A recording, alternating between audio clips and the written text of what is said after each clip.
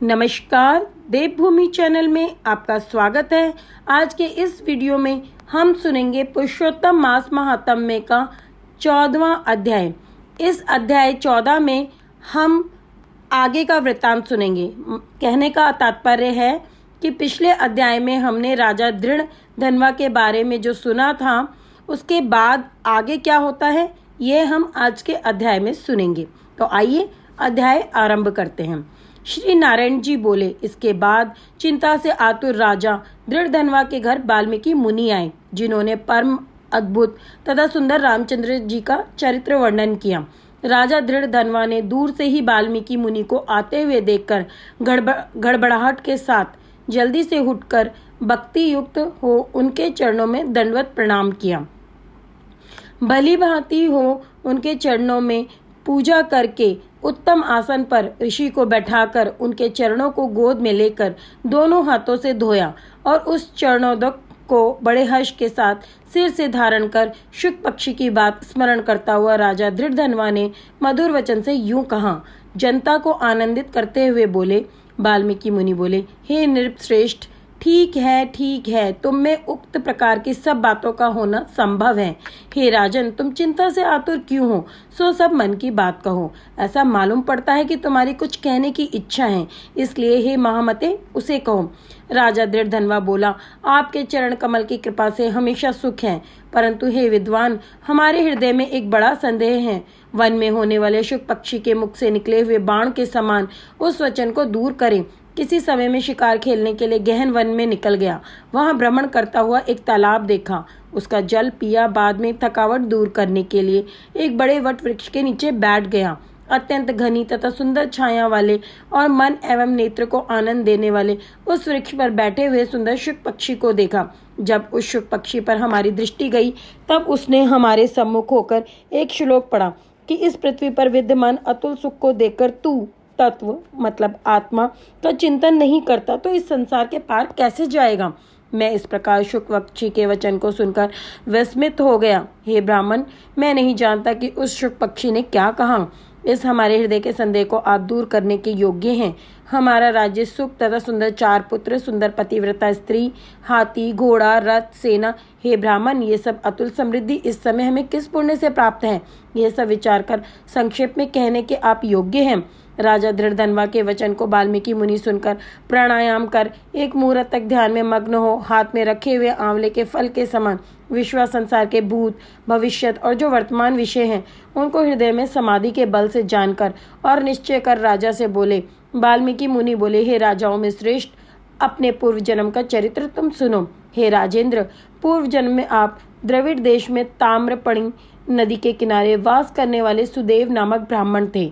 धार्मिक, सत्यवादी, जो मिल जाए उतने में ही संतोष करने वाले, वेद अध्ययन में संपन्न, विष्णु भक्ति में परायण रहा करते थे। आपने अग्निहोत्र आदि यज्ञों के द्वारा भगवान हरि को प्रसन्न किया। इस प्रकार रहते हुए तुम्हारी गुणवती स्त्री थी। वह गौतम ऋषि की सुंदर कन्या गौतमी नाम से प्रसिद्ध शंकर की सेवा में तत्पर पार्वती के समान तुम्हारी प्रेम से सेवा करती थी। गृहस्थ आश्रम धर्म में धर्म पूर्वक वास करते हुए बहुत समय बीत गए, परंतु तुम्हें कोई संतान नहीं हुई। एक दिन अपने स्त्री से सेवित आसन पर बैठा हुआ दुखित ब्राह्मण गदगद स्वर से बोला, अये सुंदरी, संसार में पुत्र से बढ़कर दूसरा सुख नहीं है, और तब दान से उत्पन्न पुण्य दूसरे लोक में सुख देने वाला होता है। शुद्ध वंश में होने वाली संतान इस लोक में तथा परलोक में कल्याण करने वाली होती है। उस श्रेष्ठ पुत्र के नाम मिलने से मेरा जीवन निष्फल है। ना तो मैंने पुत्र को प्यार किया और ना वेद पढ़ने के लिए सोने से जगाया, ना तो उसका विवाह किया, इसलिए मेरा जन्म व्यर्थ में चला गया। अभी मेरी मृत्यु हो, मेरे को आयुष प्रिय नहीं है। इस प्रकार अपने प्रिय पति का वचन सुनकर स्त्री गौतमी खिन्न मन हुई। बात धारण धैर्य करती हुई, प्रिय वचन बोलने में चतुर, प्रिय पति के प्रेम में मग्न वह स्त्री अपने पति को समझाने के लिए सुंदर वचन बोली। गौतमी बोली, हे प्राणेश्वर, अब इस तरह तुच्छ वचनों को ना कहिए। आपके समान भगवत भक्त विद्वान लोग मोह को प्राप्त नहीं होते। हे विभो, आप सत्य धर्म में तत्पर रहने वाले हो। आपने स्वर्ग को जीत लिया है। हे सुव्रत अर्थात हे सुंदर व्रत करने वाले, आप जैसे ज्ञानी को पुत्रों से सुख की प्राप्ति कैसे अर्थात ज्ञानी पुरुष पुत्रों से होने वाले सुख की इच्छा नहीं करते हैं। हे ब्राह्मण, पहले चित्रकेतु नामक राजा पुत्र शोक से संतप्त हुआ, तब नारद और अंगिरा ऋषि के आने पर पुत्र शोक से मुक्त हो संसार से उद्धार को प्राप्त हुआ। इसी प्रकार राजा अंगवेन नामक दुष्ट पुत्र के कारण रात्रि के समय वन को चला गया। इसी तरह हे स्वामिन, आपको भी संतति दुख देने वाली होगी।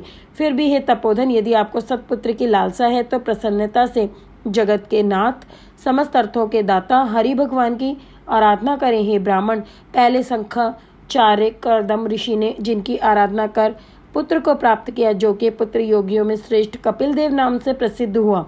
ब्राह्मण श्रेष्ठ इस प्रकार अपनी धर्म पत्नी के वचन सुनकर तथा निश्चय कर उस अपनी गौतमी स्त्री के साथ ताम्रपर्णी नदी के तट पर गया। वहां जाकर उस पवित्र तीर्थ में स्नान कर अत्यंत श्रेष्ठ तप करता भया। 5-5 दिन के बाद सूखे पत्ते तथा जल का आहार करता था।